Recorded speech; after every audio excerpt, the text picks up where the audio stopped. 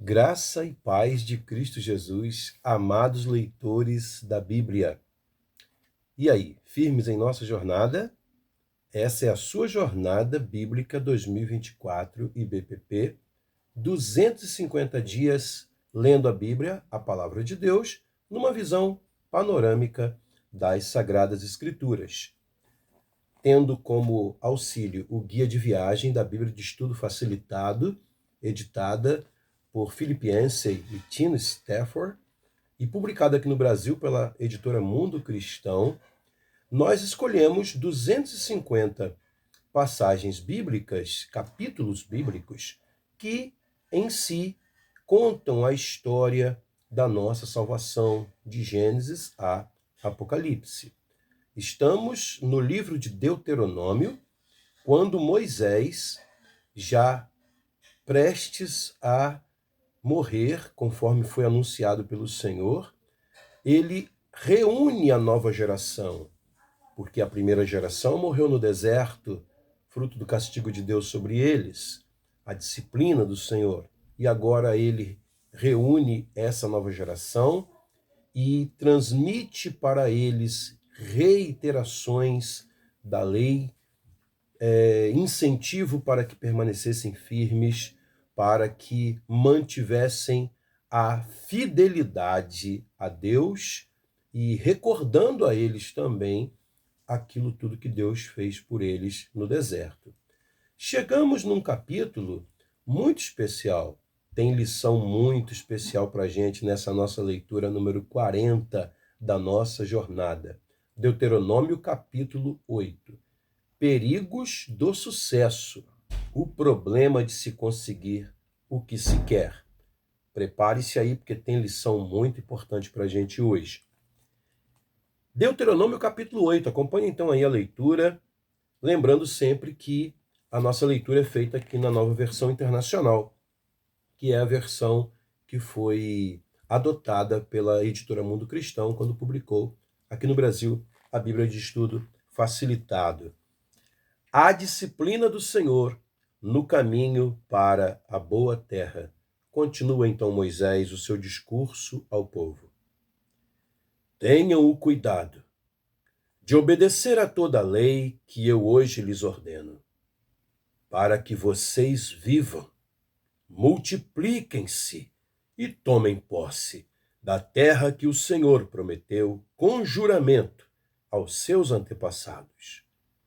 Lembrem-se de como o Senhor, o seu Deus, os conduziu por todo o caminho no deserto durante estes 40 anos, para humilhá-los e pô-los à prova, a fim de conhecer suas intenções, se iriam obedecer aos seus mandamentos ou não.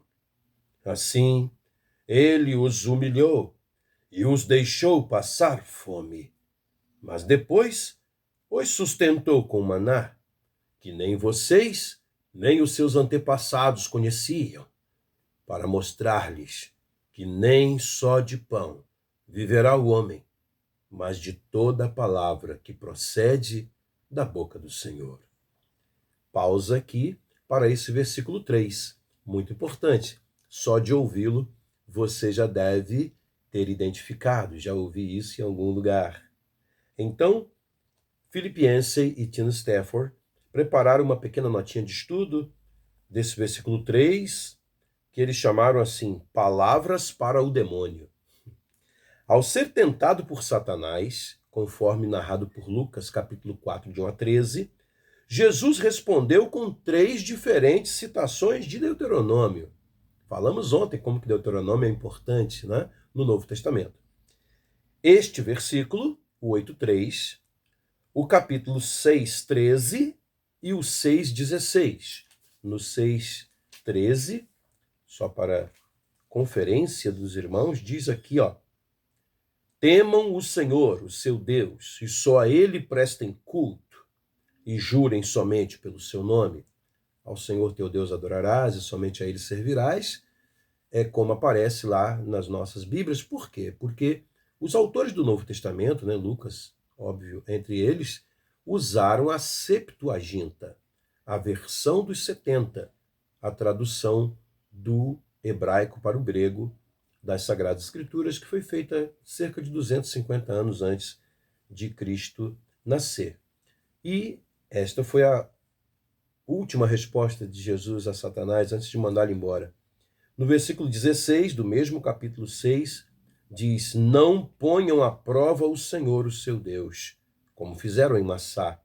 Ou seja, não tentarás ao Senhor teu Deus, é como está na versão da Septuaginta usada por Lucas, lá na narrativa da tentação. Continuando então aqui a notinha de estudo de Yancey e Stafford. No deserto, os israelitas haviam aprendido que Deus providenciaria tudo de que precisassem. Jesus, também no deserto, citou as Escrituras para forçar Satanás a relembrar essa lição. Amém? Vamos continuar então aqui. Versículo 4, continua Moisés o seu discurso.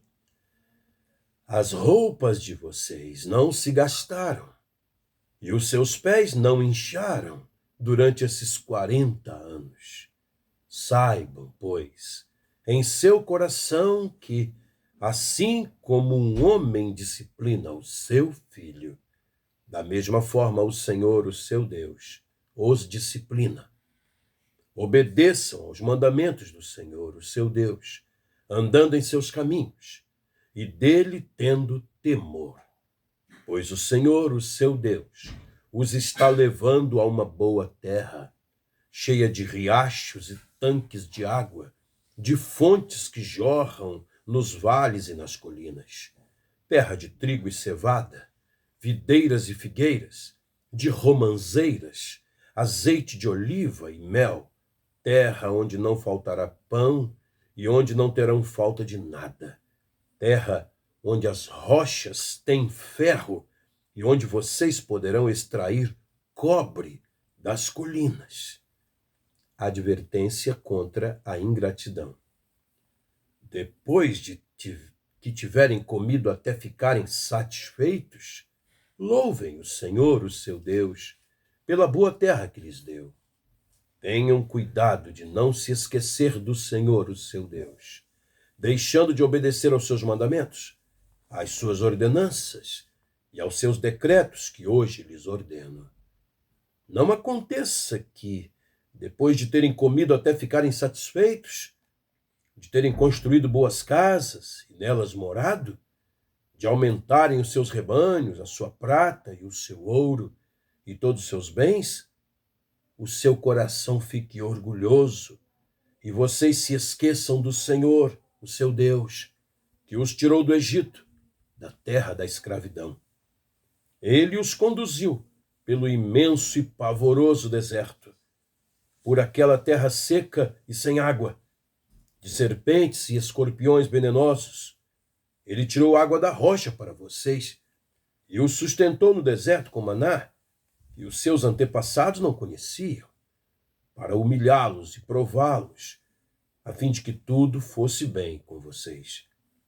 Não digam, pois, em seu coração: a minha capacidade e a força das minhas mãos ajuntaram para mim toda essa riqueza. Mas lembrem-se do Senhor, o seu Deus, pois é Ele que lhes dá a capacidade de produzir riqueza, confirmando a aliança que jurou aos seus antepassados, conforme hoje se vê. Mas, se vocês se esquecerem do Senhor, o seu Deus, e seguirem outros deuses, prestando-lhes culto e curvando-se diante deles, asseguro-lhes hoje que vocês serão destruídos. Por não obedecerem ao Senhor, o seu Deus, vocês serão destruídos, como o foram as outras nações que o Senhor destruiu perante vocês. Amém, meus irmãos? Notem que Moisés fala aqui no passado, como se já tivesse sido conquistada a terra, mas ele diz isso porque ao longo do caminho no deserto, eles tiveram que enfrentar os amalequitas, né? Assim que saíram lá do deserto, tiveram que enfrentar a astúcia dos moabitas e tiveram que enfrentar também os cananeus, lá em Números capítulo 21, e os amorreus, Sion e Og, e a todos eles derrotaram, né? Sem contar, né, irmãos, o que aconteceu lá no Egito, aquelas maravilhas que o Senhor operou, né, das 10 pragas. Vamos então à reflexão de hoje. Perigos do sucesso. O problema de conseguir o que se quer. Yancey e Stafford destacam os versículos 12 a 14. Não aconteça que, depois de aumentarem os seus rebanhos, a sua prata e o seu ouro e todos os seus bens, o seu coração fique orgulhoso e vocês se esqueçam do Senhor, o seu Deus, que os tirou do Egito, da terra da escravidão. Quando as coisas vão mal, não nos envergonhamos de nosso Deus. Só nos envergonhamos dele quando as coisas vão bem. O romancista russo Alexander Solzhenitsyn escreveu essas palavras na metade do século XX para explicar por que foi num campo de prisioneiros soviéticos que ele aprendeu a orar. Solzhenitsyn recorreu à oração porque não lhes restava então nenhuma outra esperança. Antes de sua prisão, quando as coisas iam bem, eles raramente pensavam em Deus. Por isso ele escreveu, vou repetir aqui, tá, irmãos? Quando as coisas vão mal, não nos envergonhamos de nosso Deus. Só nos envergonhamos dele quando as coisas vão bem. E é verdade, né, irmãos? Moisés expressa algo bastante semelhante em seu discurso de síntese para os israelitas. Eles aprenderam o hábito de depender de Deus no deserto do Sinai, onde precisavam da intervenção diária dele, inclusive para comer e beber.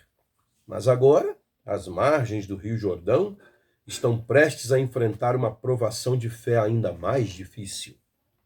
Mais que os rigores do deserto, Moisés teme a prosperidade vindoura. E ele expressa esses medos no capítulo 8.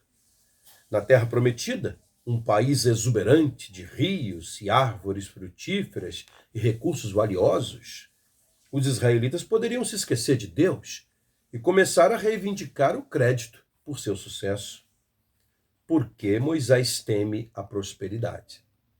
Por essa razão, Moisés insiste: lembrem-se dos dias da escravidão no Egito e das ações de Deus para libertá-los.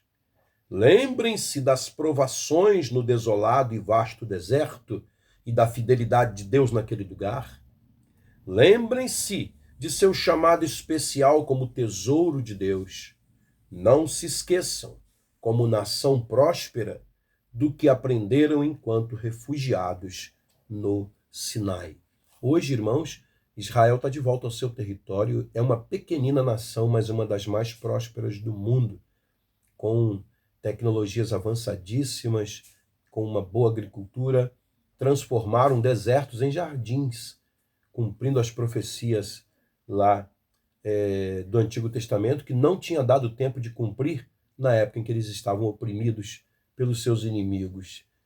Mas, exatamente por causa de palavras como essas, eles consideram Moisés como o maior de seus profetas. Eles até hoje, irmãos, não são capazes de beber um copo d'água sem primeiro abençoar aquela água que eles estão tomando. Existem orações que eles têm de có na ponta da língua, em hebraico, que eles dedicam tudo que eles e agradecem, tudo que eles consomem. Moisés tinha bons motivos para se preocupar. Deus, que enxerga o futuro, disse-lhe claramente o que ia acontecer. Quando eu os tiver introduzido na terra onde manam leite e mel, terra que prometi sob juramento aos seus antepassados, e quando tiverem comido com fartura e tiverem prosperado, eles se voltarão para outros deuses e os adorarão, rejeitando-me e quebrando a minha aliança. Isso está em Deuteronômio 31, 20. Deus já sabia, irmãos, e avisou a Moisés com antecedência. Por isso que ele se preocupa agora, e fala com o povo. Conforme registram os livros seguintes a Deuteronômio, tudo que Deus viu de fato aconteceu. Os israelitas se mostraram menos fiéis a Deus após a mudança para a terra prometida, quebrando a aliança de forma irreparável do que havia sido na época do Egito. No fim, não receberam riqueza e felicidade, mas escravidão e sofrimento, porque sempre vinham inimigos que os oprimiam. Na época dos juízes, os reis tiveram muita dificuldade de conseguir manter os inimigos afastados.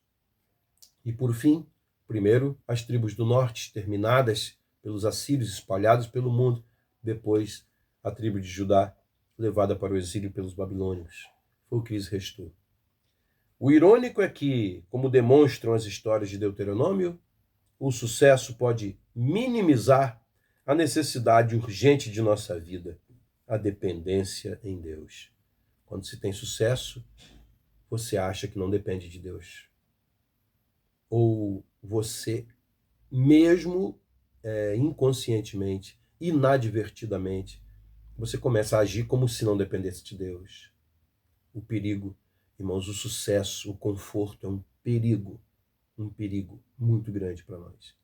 É um perigo muito maior do que o de sofrer provações. A gente tem visto, né, como que o Rio Grande do Sul apresenta números e fatos muito lamentáveis no que diz respeito à parte espiritual. E agora, no meio da calamidade que eles estão enfrentando, quantos têm se voltado para Deus? Quantos têm buscado ao Senhor, orado e cantado louvores, buscando ao Senhor? Né? Então, o sucesso é muito mais perigoso do que a aprovação, do ponto de vista moral e espiritual. O irônico, repito aqui, é que, como demonstram as histórias de Deuteronômio, o sucesso pode minimizar a necessidade urgente da nossa vida, dependência em Deus. Há grave perigo em obter o que se quer. Questão para a gente pensar. Qual foi o período de maior sucesso da sua vida? Nessa época, como era o seu relacionamento com Deus? Põe aí sua memória para funcionar, né? E pense nisso. Naquele tempo em que você foi mais próspero, como que você se relacionava com Deus? Termino com uma historinha que certa vez ouvi e até coloquei numa pastoral de boletim da nossa igreja. A história de uma família que vivia fielmente com o Senhor, entregava os dízimos e não faltava nenhum culto, ia todo mundo junto, era bonito de se ver, todo mundo indo juntinho para a igreja, né, para participar dos cultos, oravam, buscavam a Deus, jejuavam e trabalhando, né, e Deus abençoando, fazendo prosperar o trabalho deles, e cresceram na vida, adquiriram sucesso. E à medida que foram crescendo na vida, começaram a usar desculpas. Nós estamos cansados demais para ir na igreja, a gente já trabalha tanto durante a semana, vamos tirar um tempinho para nós. Né? Aí deixava de estar no culto, não administravam bem o tempo, né? Aí justo quando tinha que estar na casa do Senhor, né? Iam passear, iam para a praia, iam fazer alguma coisa. E um dia, né? Um toque aconteceu. A história, quando eu a ouvi, não disse se a família caiu a ficha ou não, mas esse foi o momento em que houve um toque de Deus. Foi quando eles passaram em frente ao templo, na hora da escola bíblica dominical, a igreja já estava aberta, os irmãos todos lá aprendendo a palavra do Senhor, e eles passaram em frente ao templo, indo para a praia, indo para um passeio de família. E então, a criança deles, né, o filho menor, sentado no banco traseiro do carro, baixou o vidro, olhou para a igreja, deu um tchau e falou assim: "Tchau, Jesus, agora a gente não precisa mais de você." É isso, irmãos. A história lá não diz se a família caiu a ficha diante da palavra dessa criança ou não. Mas, para nós, precisa cair a ficha, né, irmãos? Precisa cair a ficha. Buscai, em primeiro lugar, o reino de Deus e a sua justiça, e todas as demais coisas vos serão acrescentadas. É princípio do Mestre. Mateus 6:33. Vamos orar ao Senhor? Pai bendito, nós hoje te engrandecemos como o nosso Pai disciplinador, que nos coloca no eixo, usando o sofrimento, a provação para isso. Queremos, neste momento, pedir perdão ao Senhor pelas vezes em que acomodamos-nos ao conforto e nos esquecemos de Ti, nos deixamos iludir com a ideia falsa de que não dependemos do Senhor. Ah, Deus, dependemos de Ti para tudo, absolutamente tudo. Queremos nesta hora pedir que o Teu Espírito Santo sempre nos desperte, sempre, para que o sucesso, a prosperidade não nos iludam. Não há nenhum mal em ser próspero. Quantos da Tua palavra foram prósperos? Mas a prosperidade é para a Tua glória, é para o Teu serviço, é para abençoar nosso próximo.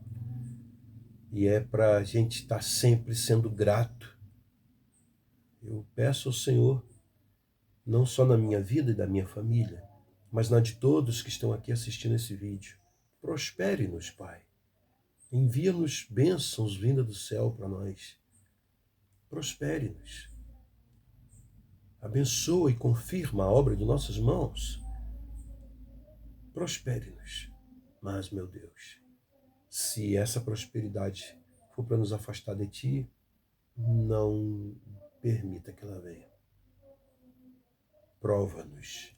E sempre que a gente estiver relaxando, estivermos sendo relapsos com as Tuas coisas, com a intimidade e a comunhão contigo, prova-nos, meu Pai.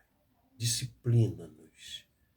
Faz-nos olhar envergonhados para nossos pés e para as nossas sandálias e perceber que elas nunca ficaram gastas e que os pés nunca incharam ao longo da caminhada no deserto.